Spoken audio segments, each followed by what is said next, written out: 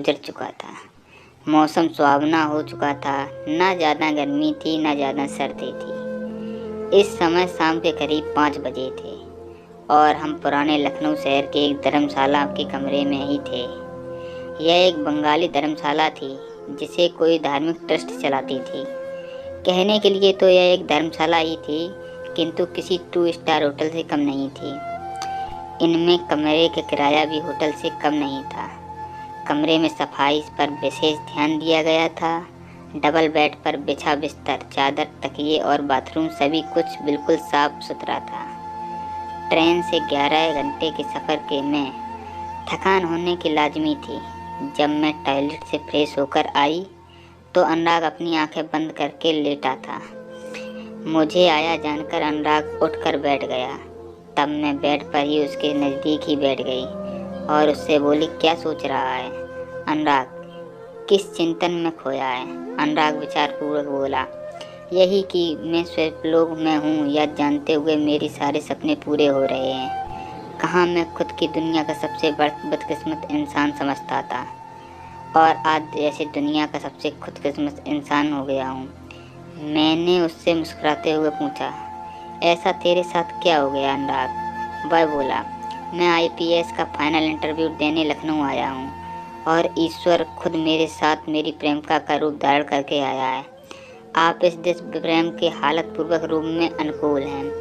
उसके यह शब्द सुनकर अत्यंत भावविशोर हो गई थी और तुरंत उसकी गोद में जाकर बैठती। उसने मुझे अपनी बाहों में भरा जबकि मैंने उसके होंठ के होंठों पर रख दिया। उसने कोमलता के साथ मेरे होंठों से अपने होंठों को लिया और उसकी जीभ मेरे होंठों में आ फंसी। उसने तुरंत मेरे होंठों को पीना शुरू कर दिया। मैंने अपने होंठों को बिल्कुल ढीला छोड़ दिया, जिससे मेरे होंठ ज़्यादा से ज़्यादा अनुराग के होंठों में समा गए थे। मुझ में उसने आनंद की लहरें लहराने लगी थीं। इसके बाद अनुराग ने अपनी जादुई शब्द होते हुए, जिससे तुम प्रेम करते हो उसी खुशी देखकर उसके दुख को तुझे करके आनंद अनुभव होता है, वही एहसास प्रेम है। यह स्मरण आते ही जैसे प्रेमदायन आनंद साक्ष्य मूर्ति बन जाती है। मेरे होंठ जब अनुराग के होंठों में समाये हुए थे, तभी अनुराग ने मुझे अपनी भुजाओं में इच्छा की तरह पूरी भरा हुआ था। मुझे अपनी गोद में लिए एक बिस्तर पर लेट गया। उसने लेटते ही उसके ऊपर फिसलकर उसके बराबरी के बिस्तर पर आ गई। उसने भी तुरंत मेरी करवट बदल दी थी, जबकि मेरे होंठ उसके होंठों में घुसे हुए ही थे, जिनका वो आनंदपूर्वक रसपान कर रहा था, जबकि हम एक दूसरे से अपनी बाहों में जकड़ चुके थे। हम दोनों एक दूसरे के सम्मुख थे, किंतु हमारे बीच कोई भी जगह नहीं बची थी।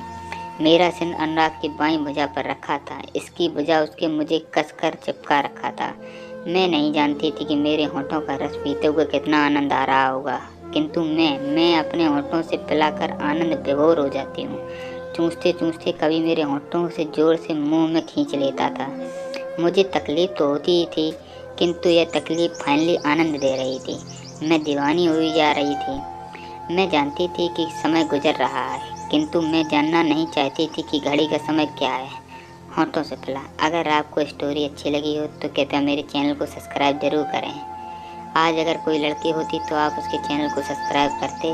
मेरा है